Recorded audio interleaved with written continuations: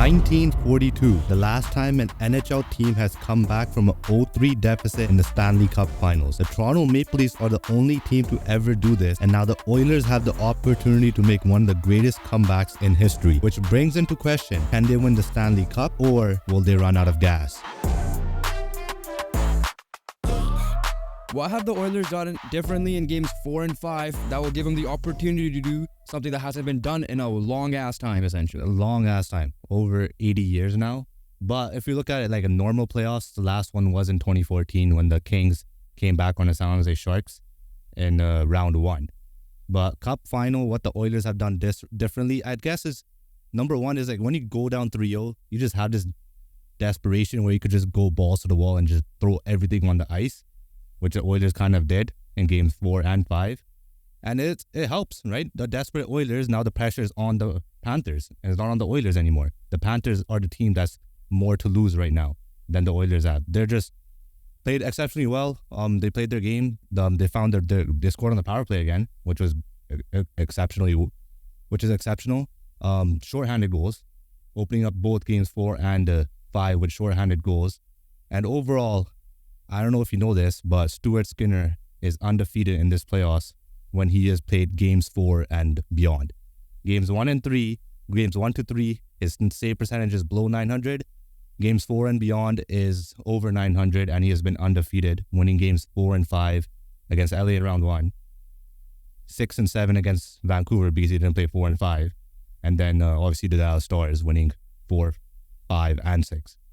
Yeah, the first thing is, like, people say, like, you could argue that the Oilers were the quote-unquote, I'm putting it in quotations, better team in the first game or the third game, right? Not the second game at all. Yeah, I guess, like, if you're looking at moral victory-wise, because I was ready to come here after game 4, because I was hoping it was a sweep as well, just to be like, listen, yes, I get it, they may have played better, but at the end of the day, in the playoffs, you play in any type of tournament, in any sport in the world, results matter, right? Oh, yeah, for sure. Moral wins do not count. And in those first 3 games, McDavid had what? An assist? That's it. Something like the 1 or 2 assists. Nothing as impactful as he has been in these last 2 games. In his last 2 games, he has 7 points. Yeah. He has 10 points so far in the finals. Like, Hyman was a no-show in the first 3 games. Like, Draisaitl was 0 points, I believe, until game 4. So, like, I was ready to be like, yeah, I get it. They may have been the better team. They got Bobrovsky in game 1 and game 3. I get that. But at the end of the day, a lot of credit goes to that defense to cause them to do that. So I was ready to say that.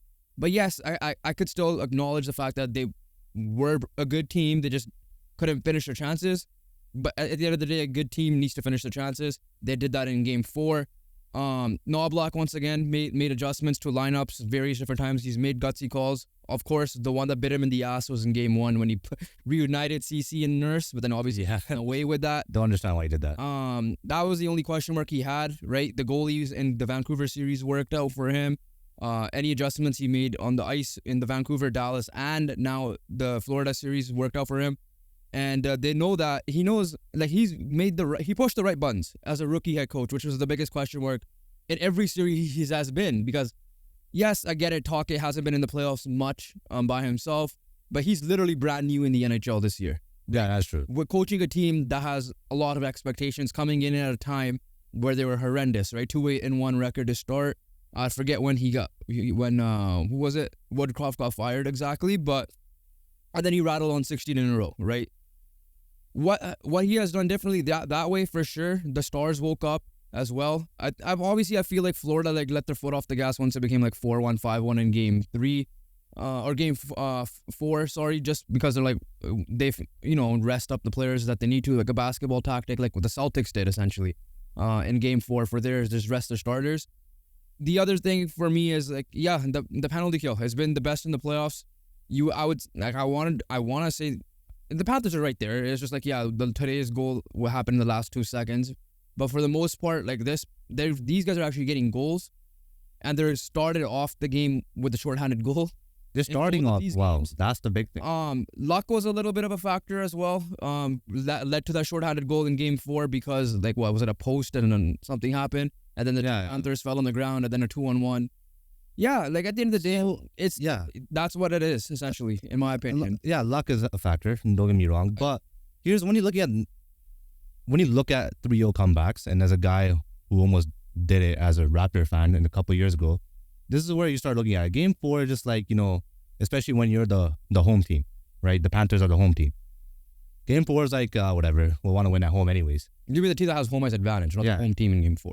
Like the home team, home ice advantage, yeah. So the Game 4 is like, whatever, take off Bobrovsky, whatever. We're trying to win at home. And essentially makes Game 5 kind of your Game 7. Because if you have this win at home mentality, the next home game is Game 7. And obviously you don't want to play a Game 7, especially when you're up 3-0. So Game 5 is the game that really kind of determines what the hell is going to happen. If you lose, you have to make a trip back to Edmonton. It's a long trip. It's not an easy trip. And then on top of that, you have to win away now because you can't risk going to Game 7 and winning at home. So no, that's where things get different. That's where the Game 5 are usually so crucial, especially when you're up 3-1 or up 3-0, right? Game 5 usually a closeout game in those situations. They fail to execute on that, and now they have a lot of pressure. And an 80-plus year record by the Toronto Maple Leafs in 1942, who were the only team in the Cup final to come back from a 0-3 deficit to beat the Red Wings. The Florida Panthers could beat the new Detroit Red Wings right now, and they're definitely feeling the heat. They're feeling the pressure. And then what I think the Florida Panthers have done differently in terms of they haven't really gotten, they didn't get the first goal, right? Usually Game 1 they got. What was my key for Edmonton? Get the first goal. Yeah. Right, and the Edmonton Oilers have done that. They did in Game 2. Game 2 as well, but ultimately they just weren't great that game. But games 4 and 5, they got the first goal. Short-handed goals first. In games 4, I think they had the first 2 goals. One of them was short-handed, and obviously this one is short-handed. It just felt like Florida took the foot off the gas a little bit, and it just kind of biting them in the ass right now. That's the best way to put it. At the moment, the Oilers are desperate. The desperation has been worked, and the Panthers, who looked very ferocious so far in the playoffs, don't really look like that team right now. What surprised me the most, because of how composed these guys are. Like when you're coming into this, you're like, damn, I'm scared of the Panthers. No matter what team is playing the Panthers, like, damn, I don't want to play the Panthers right now, especially what they're doing. And right now, the Oilers are like, nah, we want the Panthers. That's what the situation is. Yeah, like I don't get what's going on in the Panthers' head, right? I literally said they're the best team in hockey. I still think they are. I really do. It's just that they haven't shown it these last 2 games on a consistent basis. Thankfully for them, Matthew Tkachuk kind of showed up in Game 5. So there's hopefully a factor. He could be a bigger factor than he has been in this series, especially in Game 6, and maybe that's the closeout game. But it's just, I think the good news is they didn't lose this game bad. Right? They were down. They came back. They showed Stuart Skinner made some big saves. Again, the Oilers' defense has been like one outside of the penalty kill, like one of the big surprise factors for this team specifically, because we never seen them as usually a straight offense, no defense. The depth scoring through shorthanded is helping them as well. In this game, like I'm not gonna look too much into 8-1 because the latter that happened a lot in the third period. The test is Game 5, like I said. Like the big game is Game 5 when you're in this situation. And Game 4 is just goal, balls to the wall, throw everything on the ice. Oilers did that. They came out on top, 8-1. It worked for them.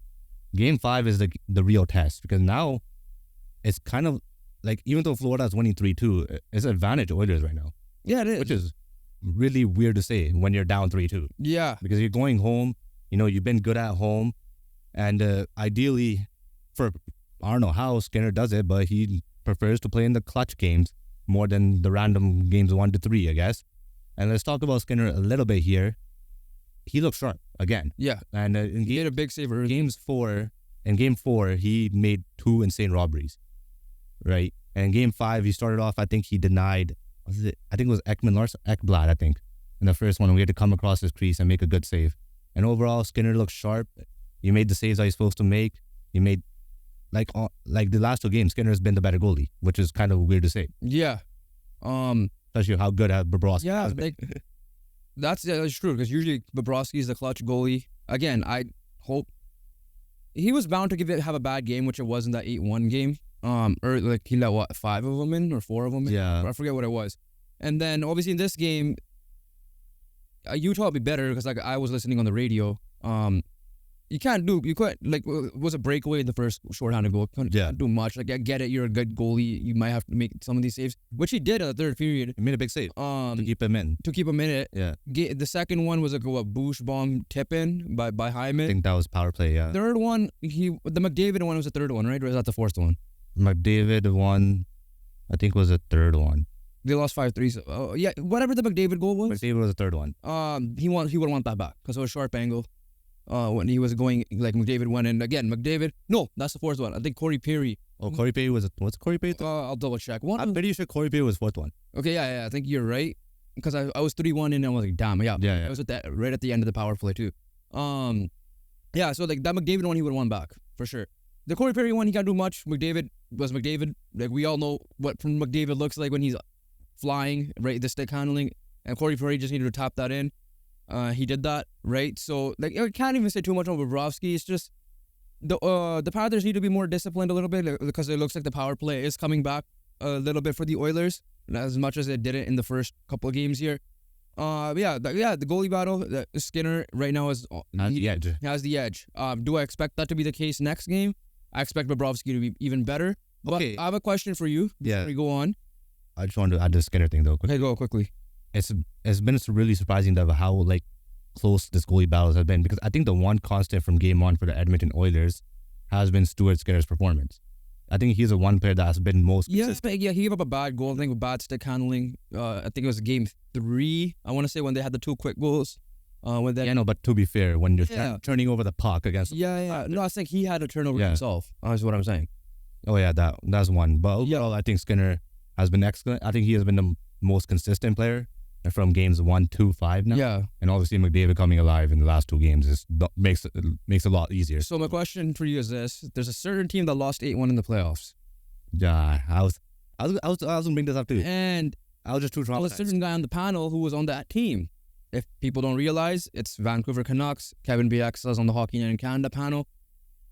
I guess here's my question to you. How much of that is a factor? Because BX has said it was a factor to them. And I said I'm not looking too much into it because this is the only reason why. When the Canucks let that happen, it was 2-0. This was 3-0. Yeah. And I feel like also that Florida is more built to handle that type, like not let them control the mental. We don't know. I would think so, just because they've been in the playoffs last year and they got smoked in the playoffs last year. They did, yes. In the final, yeah. So the reason with the Canucks and Bruins one is that when the Canucks won their games, they were like 1-goal games. When the Bruins won their games, they were like 5-goal games. So that, I think one of them may have been overtime, and then game 6 was like game was obviously.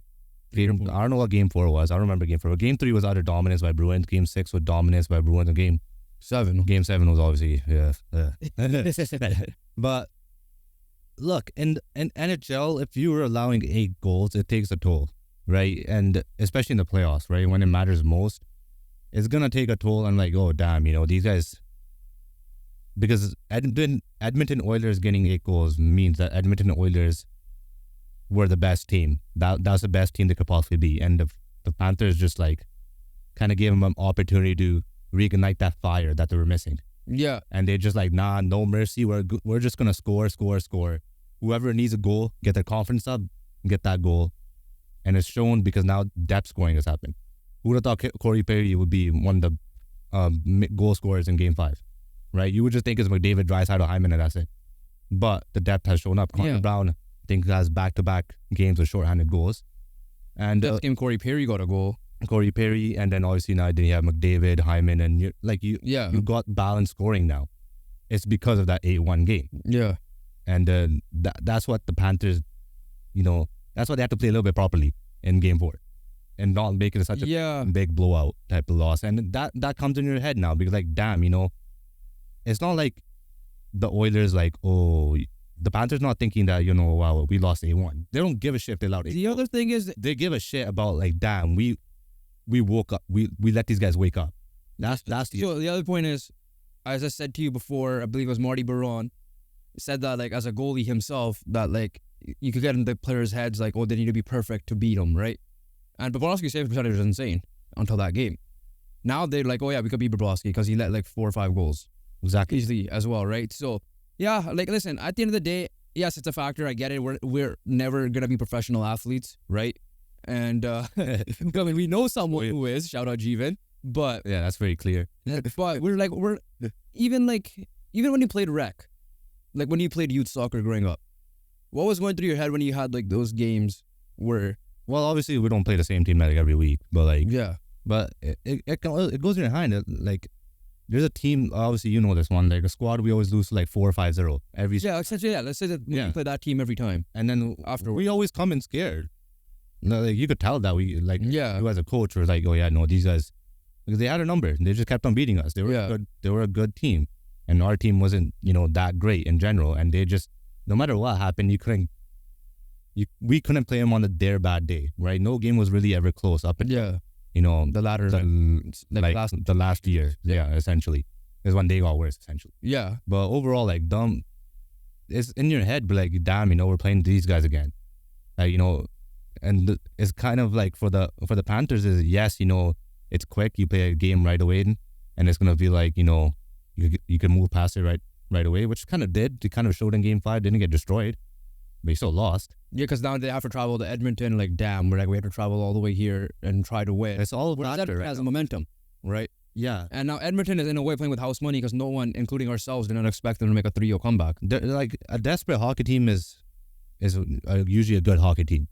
Like you would expect a good hockey game from Yeah. a desperate hockey team. That doesn't mean they necessarily win, but the closeout game is definitely the toughest, and that's when the team that's supposed to be eliminated plays their best hockey usually. All right, so There's one more thing yeah, before we get into the big question of Oilers making the 80-year drought. Can Connor McDavid say this world the Panthers won the cup? okay, I was about to question that too. Can Connor McDavid win the Conn Smythe? Can he? Yes. Am I it is the MVP at the end of the day, right? People are saying if the Canucks had won Game 7, Tim Thomas still should have gotten it. Because you're looking at the overall the whole playoffs. But I feel like if you're, there's arguments on both sides. Like, yes, he was the best player by far. Yes, he struggled a little bit during the Canucks series. I get that, and a little bit in the beginning of this series. 41 points, 42 points in a one playoff I run. think he's like 5 points away from the record, and he has a chance of doing that because there's a potential Game 7 on the line here. Like a bad game for Connor McDavid is just having 2 assists. Or like 2 shots. Even, like, at times. Yeah. Because of the Canucks ones, he had one like shot. like the games that he has 2 assists, nobody's like, oh yeah, McDavid didn't really Because do it's much. injury assist or what. Yeah, whatever it is. But then games like Can he? Yes. Would I want him to? No, because I think Barkov had a big impact. so right. Bobrovsky is still, I don't know. Okay, I'll answer this. Is Bobrovsky still in the question? Yes, Okay, because going into Game 5, I think Bobrovsky had the best odds. yeah. Then it was Connor McDavid second. Okay. I could still argue that Barkov had such like if Panthers win, right? My vote's was Barkov even I get it what Bobrovsky did in the finals was great, but my vote was Barkov because he went up against Kucherov, he went up against Pasternak, he went up against Panarin, right? You said it at the previous when we were doing the preview of the finals. 3 of the top 5 scorers in the NHL, and now he's going against the 4th as well in Connor McDavid. Yes, did he shut down Connor McDavid? No, clearly these last 2 games he did not. I still think if Florida wins, I would still give it a Barkov because of his impact. That kind of like how Jaylen Brown's impact defense. Yeah. That's the major reason why I will give it. Because here's my reason. If he wasn't there, Panthers may not even been in this situation. Yeah, that's true, obviously. But That's the same for personally, if I would have picked someone in Florida right now, it is Bobrovsky. Yeah. And I don't like, yes, Barkov has a case, but like I think it's hands down Bobrovsky, especially if they, I'm assuming Bobrovsky a big reason why they're gonna win Game 6 if they do win. And he's been a big reason why they have won games as well. But the situation here is that like because of the 8-1, so right now going into Game 5 was Bobrovsky and McDavid having the top 2 odds. Right? Yeah. If you're looking at that, and then obviously the 8-1 is gonna make Bobrovsky look bad because he allowed 5 of those goals and got pulled. And then obviously another game where he allowed 4 goals. It's not gonna look good on Bobrovsky. So so when you're looking to make it clear, I'm not saying Bobrovsky deserved because of those 2 games. I just have Barkov and ahead. Yeah, but I'm not getting into that. What I'm getting to is that when the best opportunity for a team that loses to have a guy to win the MVP, Finals MVP, or Conn Smythe or whatever, is when there's no real clear-cut winner on the winning team. And right now, there is no clear-cut winner for the Florida Panthers. Yeah, but... And that's what makes McDavid's case even more. It's a different story if, the Panthers got it done in Game 5. McDavid still had the same performance, getting him to 42 points at a 4-point performance today. And Bobrovsky shut the door still, whatever it was. Or did his job and kept his team in it when he needed to, because obviously he had to allow 4 goals for McDavid to have 4 points. Then it would have been Bobrovsky. But now the longer the series goes as well, it's kind of heading into McDavid's favor, even if he wins or loses. I won't be against it if he gets it. I'm going to make that clear. However, if he loses, I don't think McDavid wants to be up there. I don't think just social aspect of it. That's not saying social the thing. Just if I'm McDavid, I understand he may earn it, but at the end of the day, athletes don't care about that. If they lose the cup, I don't think they care about the individual. They don't. The athletes don't care. So for that reason, also, I'm you just give it to the Florida guy. I don't think to make it less awkward or whatever the case may be. At the end of the day, you gotta give it. This is not the World Cup, which is a little bit different. That is true. The FIFA World Cup or any other World Cup. That is true. But the thing is, the definition is most valuable player. Most valuable player of in the playoffs. Yeah, which is fair. Right. I still think if your team wins, and I think Barkov and Bobrovsky were a big factor of them winning, I would still give it to a Florida player. That's just me, and then plus throw in that factor. Potential now games. Well, a guaranteed Game 6. If it goes to 7, I will give it to McDavid. A guaranteed Game 6. If they lose in Game 6, but McDavid gets the record of most points in a playoff. That means they have to lose 6-5. Yeah. Then what happens? He'll get it because we clearly saw Eric get it for 100 points as a defenseman, and they were by far the one. Well, that's a completely different story. But I'm just saying, that clearly that's the record. That's Norris. This is MVP. Yeah, right. That's the MVP defenseman. No, it's just Norris is the best defenseman. Yeah, so that MVP of a defenseman. Yeah. Technically. Was Carlson really that bad? I don't think that's my point. I don't think he was. I don't think he was the best defenseman. But that's what I said. It just says best defenseman. It's not MVP defenseman. Okay, still, there's difference. Same thing. I don't think he was the best defenseman either. There's a difference, yeah, but that's a different conversation. Yeah, this one you could still say McDavid's the best player in the series. Yeah, So the case, especially with how the Florida Panthers are looking right now, the case for McDavid winning if the Panthers win the cup has just skyrocketed in my. You have a vote. Panthers win in 6. Who are you voting for? Right now, I'm voting. You don't know what's it's just a normal McDavid game. Not. Yeah, right. Right now, I'm voting for Bobrovsky. Okay, Panthers win in 7 because we already know if Oilers win in 7, it's McDavid. So yeah, Panthers win in 7. Kind of. It depends. I might just give it to McDavid as well. Fair. I have nothing against him not winning it. In my books, it's between McDavid and Bobrovsky. Yeah, for me, it's between McDavid and Barkov. Yeah, that's fair. That's just me. But enough Conn Smythe talk. Let's talk about will it happen? Will it happen? And I'll start off with you. Will it happen? I'm still gonna say no. I just think Florida's too. I understand they might be a little rattled right now. I just think Florida is still by far the best team, overall team, and they've been in a situation in the finals last year. We've seen experience somehow does matter in situations like this. They have 2 more days to regroup a little bit. Yes, they got to travel. I get that, and hopefully there's no monsoon situation for them this time. But I still think Bobrovsky will step up and have a Bobrovsky game again. I hope Tkachuk carries this over to the next game because he did have a good game, right? He got a goal. He set up Ekman-Larsson. He made that crazy save in the empty net where before Ekman-Larsson decided not to do defense for 2 seconds there. Even though I'm not saying that would have been a game changer or anything. Maybe it could have been for all we know. But I say no. I'm not going to say if it's a 6 or 7 thing. I'm not going to say that. I just still think the Panthers will find a way to win the cup. So for me, I'm going to say yes. I think the Oilers pull it off. And reason why, it does hurt me because the Oilers and the Celtics will win. Yeah. But no, reason one is I just put in our family group chat saying that, if the Oilers win Game 5, they'll win the cup. So I'm just going to stick by that. Number 2, I think the Oilers win Game 6. Are you Barkley guarantee. Chuck Barkley guarantee Game 6 Oilers or jinx them. Dude, I usually just think, I know like there are a lot of situations where like, you know, the team that's winning 3-2 usually wins a Game 6, especially if they're away. It's come to a situation where the Panthers are like, you know, we want to win at home. We want to win at home. So they're like, no, I don't want to come back home now type of thing.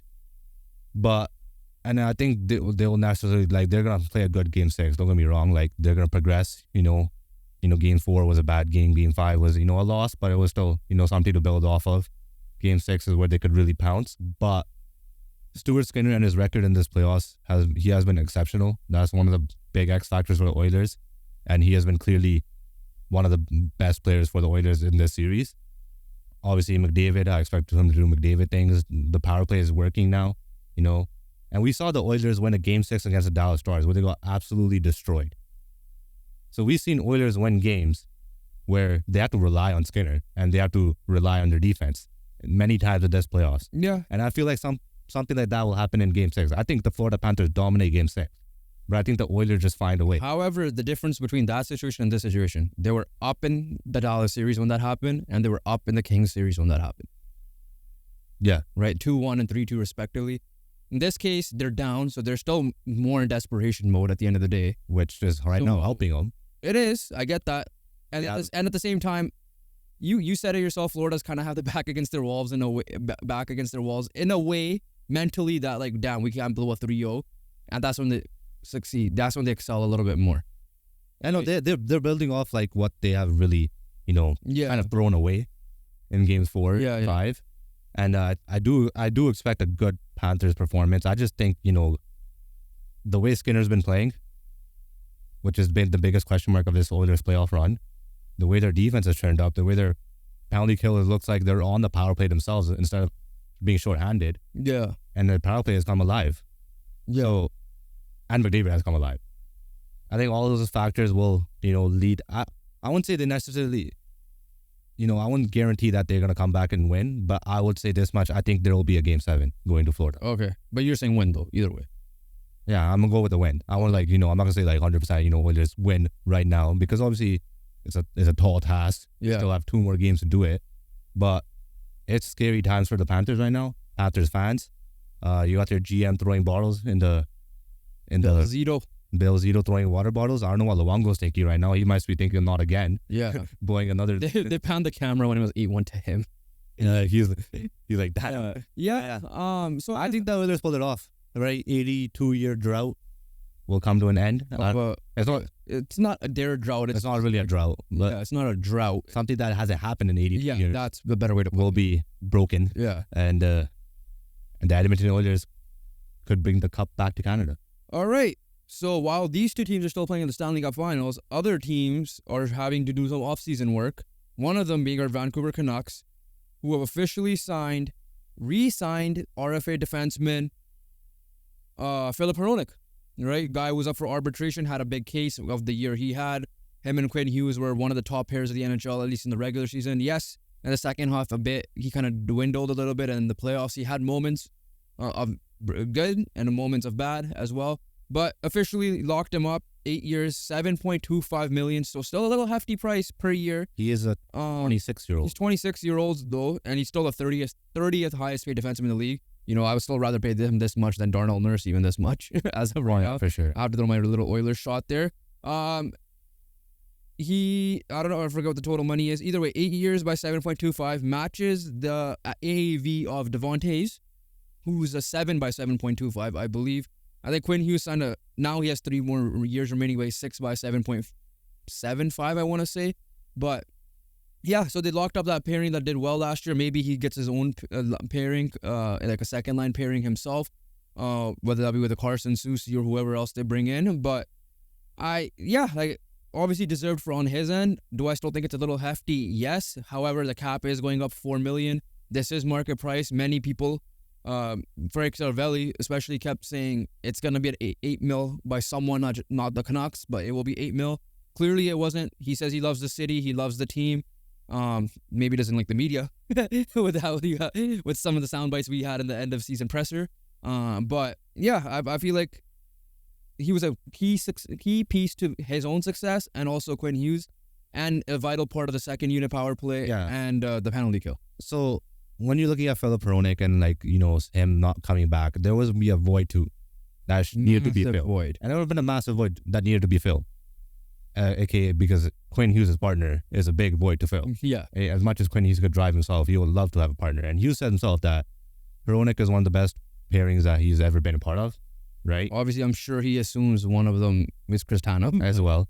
But Filip Hronek, right shot defenseman, obviously much more expensive than already is. I was honestly just fully expecting something like $8 million. I was not. I was expecting around this range still. No, I'm talking about like overall in general that what he will get. I'm not talking about from the Canucks. Oh yeah, no. Yeah, I'm talking about just in general. I think he could have got. No, even in general, I thought he was gonna get around this range. I was hoping for something like 6.5. Yeah, no, I think that was it. I think 7.25 is fair. Yeah. For the year he had. The question is, can he continue it though? That's the big question, and we're not gonna know until we find out from next year. Overall, Hronek, solid defenseman. Solid guy. He can move the puck. He could defend. Obviously, he has moments where he just kind of does a lot of stupid things. But overall, I would say, as a guy that you want to have back as a fan, I'm really happy he's back. And now it's just gonna take a toll and let's see what they're done to step 1. Now, what's gonna be step 2 and step 3? Step 2 could be getting a Gansel or another player that could be Pettersson's partner. Step 3 is just be kind of try to bring back your own, or that could be step 2 itself. Who knows? Whatever you want to prioritize, bringing back your own like Joshua. This probably means that Lindholm is gone. Lindholm's gone. 100%. Yeah. I think he wasn't too happy with how he was in trade rumors as well, which I blame the guy because he just got there. But and then on the defensive side, you got Cole, Myers, and Zadorov. So Cole's gone. He's at least testing free agency. Myers, I think, should be back on a cheaper deal. Zadorov, I think, will be gone. Because are you going to really pay another defenseman $6 million, especially to be your third pairing guy, assuming Carson Soucy is your second pairing guy? Yeah. Right. So overall, we're gonna keep this short because we're gonna talk about more of the offseason once the Stanley Cup playoffs end. But I feel like the continuity factor with not with just Hughes but the team in general, talk it as well, so he knows the team and him know that that's the best fit. So with this contract, this kind of inserts Hronek into one of the core players. Yeah. Because now he's lost. So the question is, are they going to extend Brock Besser? We'll see how that goes as well. And what do you think the next move should be? Just quickly right now. Like re-signing wise? Yeah. Just get Tyler Myers done. You figure out your defense. I think the next move should be Joshua, personally. I don't know if Joshua will be... I don't know. If Joshua's rumored to get $4 million too. Yeah, no, if the money works, I think the next move should be Joshua. I think if Joshua leaves, it might be a mistake on Joshua because I feel like he's not gonna. It's a situation where like Yannick Hansen said perfectly, like, when he just left the Canucks for Sharks, he got traded, but it's like you would think he would fit anywhere, right? But it's not. But sometimes it's Hansen is different. Like Joshua, like I genuinely believe he got developed by the Canucks. Probably, yeah, like I genuinely believe Joshua. The Canucks have the ability to do that with not just their own guys like Archie Baines, and we're hoping Puck Olsen, but at the same time they could find another Joshua. And I do hope. Yeah, they could. I mean, they found Joshua like he was basically done in St. Louis, right? St. Louis just got rid of him. Essentially. Yeah, I think might be something to do with the injury as well, but overall. They just got rid of Joshua, and so he turned Joshua into me. I guess for me, it's between Myers. If you want Joshua back and keep that Garland pairing going, then yes, it's Myers and Joshua. I would say that, and then figure out a way to get. I guess if Zadorov's gone, I think Brandon Dillon should be the guy. Brandon Dillon, Brett Pesci could be. So there's a lot of options. We'll keep it short there. For the Canucks. Yeah, we'll save our Canucks talk because I have thoughts about Lindholm where he should go, but we all know where that team is. We could talk about Canucks forever. Yeah. Before we close out the pod, we have a couple of other things we want to talk about. But first, we're gonna talk about some sad news that happened in the world of MLB. Hall of Famer, the oldest Hall of Famer to this point, Wille Mays, passes away at the age of 93, surrounded by his loved ones. He obviously is a legend, played for the New York Mets, but best known for his time with the New York / San Francisco Giants. 24-time All-Star. That's insane. Yeah. One-time World Series champ, 2-time NL MVP.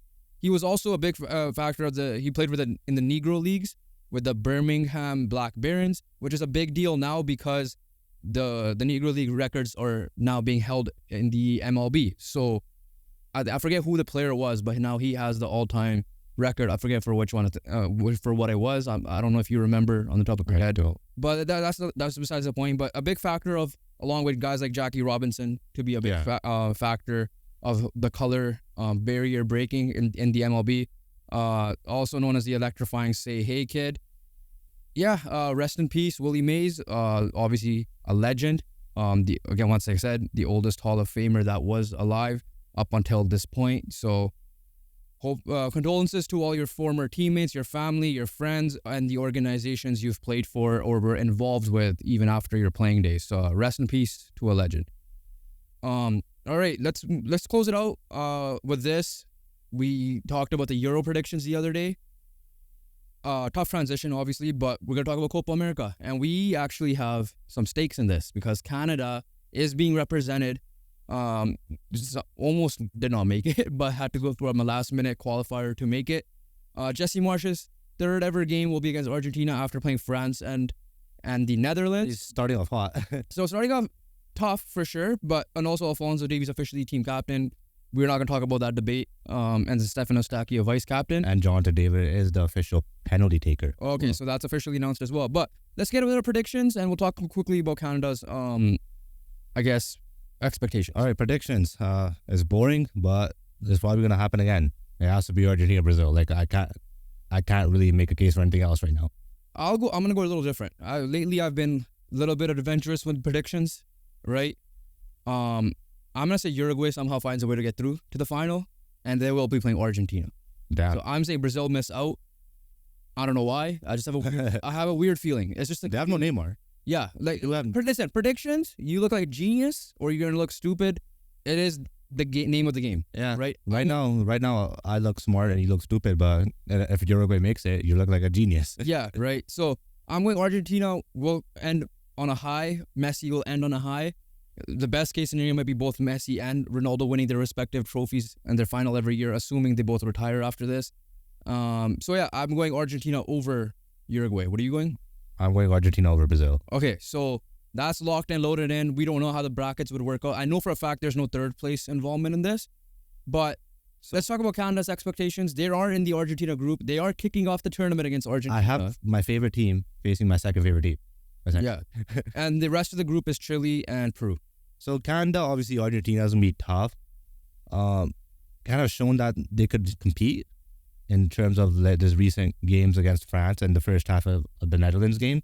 So I'm not necessarily worrying about getting, blown out, but can you get something out of this game? And I think they have the potential of doing that. Argentina, especially in the World Cup, are known to start off slow, I guess. They lost to Saudi Arabia. So anything can happen. Yeah. And Argentina themselves are coming in hot as well. My question to you is, how much should Jesse Marsh look at as the process to the World Cup? Because some people are saying that, I think it was James Harmon or someone, like actual soccer analyst, saying that they might just view this as like a thing for just to prep for the World Cup, or do you, because it's a tournament, you try to get a result? I mean, this is the second biggest tournament you ever played.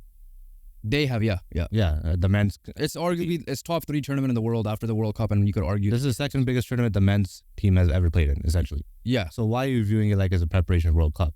It already is a preparation for World Cup. That's just games are preparation, no matter these Copa or the CONCACAF Nations League, whatever it is, right? It's good coaching practice and it's good player practice. Everything prepares you for the World Cup. You know what's going to prepare you for the World Cup? Going out there and try to win games. Yeah. That's what prepares you for the World Cup. Go out there and try to win games. I hope for the result. It should not be too big a moment for the players, and because they played in the World Cup. A lot of them. No. Most of these guys not anymore. Are they going to get freaking starstruck by Messi? Maybe. I don't know. Like they're standing right next to him? Here's my thing. Expectations for them. I feel like they should get multiple goals. That's number one. They should get at least results, right? A point, even a win, right? That's like the bottom line. The ceiling, do you see them getting out of this group? I personally think that they should get out of this group. Okay, I won't say should. I personally believe they should. I won't say should because Chile, at the end of the day, I know they're older. They're still... The Copa America, the Conn Smythe Bowl is the hardest qualifying tournament for the World Cup. Hands down. Yeah. Right? So these guys are battle-tested and playing against each other. That's true. I think they should be Peru. I'll agree with you there. Can they get a result out of Chile and get out of the group? I could see it happening, but I don't think it will. I mean, the best case scenario is for them. If you're thinking like that, the best case scenario is Argentina wins all 3 games, and you're getting a result against Chile and beating Peru, it's looking like the way you described it right now, Canada could get through with 4 points. And obviously, goal difference will be a factor of that. Because that's the Argentina game will determine that. Yeah. I think the Argentina game will be close. I think it'll be like the Belgium scoreline, like 1 or 2-0. I don't think it's going to be necessarily like the Belgium game where like Canada was generally the better team. Yeah. But like Argentina will be the better team, but I think Canada will keep it close. So I think GD-wise, they shouldn't have to worry too much. And then when it comes to Chile and Peru, I think you just got to handle business. This is your time. This is your time to show that, this is Canada soccer's time, right? Yeah. And this is their, what Belgium really failed to capitalize on, their golden generation. They haven't won anything now, right? There's an expectation to Canada soccer now. And I think the expectation for me personally is they should be able to get out of this group. And yeah, don't get me wrong, Chile's a great team. Peru's a solid team. Argentina is obviously exceptional. But Canada... So you have high expectations? I have high expectations for Canada. So mine's are a little bit lower. I'm saying just get results. Somehow get results. Hopefully you get second, because I don't think they'll get top of the group. But somehow they beat Argentina, then I'm obviously expectations raise a little bit. But I just hope they somehow get multiple goals, because they haven't scored a goal in a jersey march yet. And to be fair, they play the two toughest teams. They have two of the toughest teams in the world. Yeah. But I hope the Peru game is the one I'm looking at where I'm like, please win. Yeah. Don't be bad. So the players, I hopefully step up. But also one more thing I want to say is that, as we look at Canada soccer, obviously, yeah, they're very dysfunctional. Don't get me wrong. I'm not defending Canada soccer here. But when you look at the players and the fans and all this stuff, we're saying that, we don't face competition. We can't, get good teams and all that stuff. You know how you face good competition? By being good. By being, able to stay as long as we possibly can in this tournament. Yeah. Right? You're going to face good teams. Every team you're going to face is going to, give you something. Yeah.